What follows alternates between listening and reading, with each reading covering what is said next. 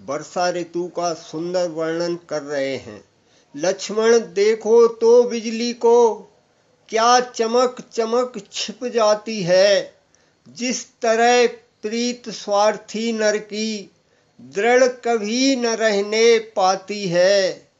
देखिए करारी बूंदों को, यह पर्वत कैसे सहते हैं। दुष्टों की गाली सुन सुन कर सज्जन जैसे चुप रहते हैं। उमड़ी छोटी छोटी नदियां वर्षा का जल आ जाने पर जैसे ओछे बोराते हैं। थोड़ी सी प्रभुता पाने पर पानी पृथ्वी पर पड़ते ही कीचड़ बनकर अवमैला है। जिस तरह ब्रह्म से पृथक जीव माया में फंसकर मैला है। जल सिमट सिमट कर जंगल से तालों में भरता जाता है। जैसे सज्जन मतिमान पुरुष गुण संग्रह करता जाता है। नदियों का पानी सागर में जाते ही निश्चल होता है। जिस तरह जीव जगदीश्वर को पाते ही निश्चल होता है। सब ओर हुई है हरियाली, पगडंडी दृष्टि न आती है। जैसे झगड़ों के बढ़ने से एकता नष्ट हो जाती है। वर्षा के जाते ही किसान खेतों के लिए नराते हैं।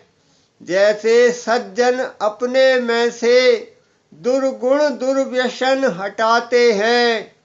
वर्षा चाहे जितनी भी हो, ऊसर में अन्न नहीं होता। ऐसे ही सच्चे संतों में अवगुण उत्पन्न नहीं होता। इन दिनों जवाश अकोशों के पत्ते सारे झड़ जाते हैं। जो अच्छे शासन के आगे खल वृंद न रहने पाते हैं।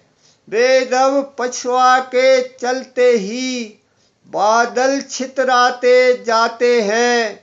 जैसे कपूत के होते ही सब धर्म बिलाते जाते हैं।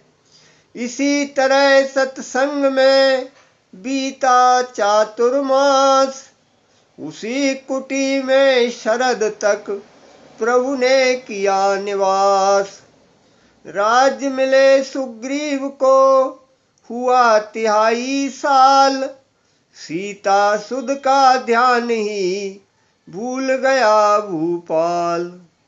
आशा आशा में गए वन में इतने मास।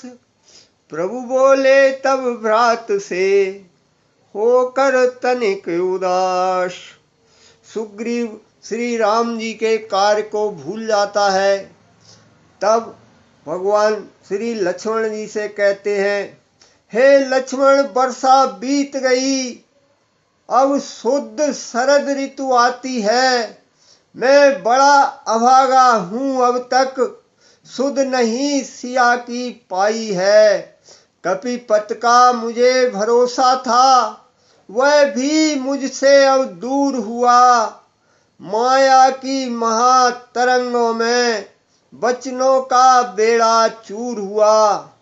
भाई है सच्ची बात यही, पदवी सब कुछ कर सकती है।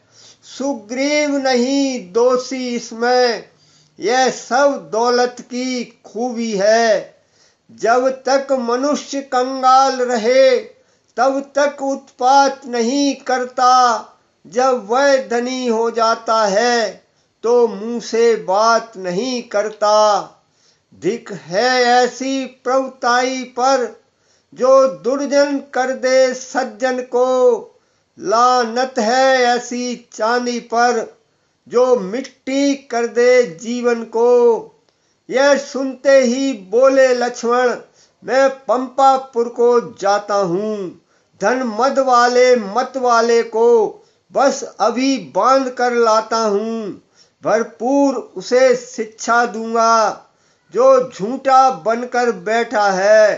सब गर्व मिटाऊंगा उसका जो राजा बनकर बैठा है।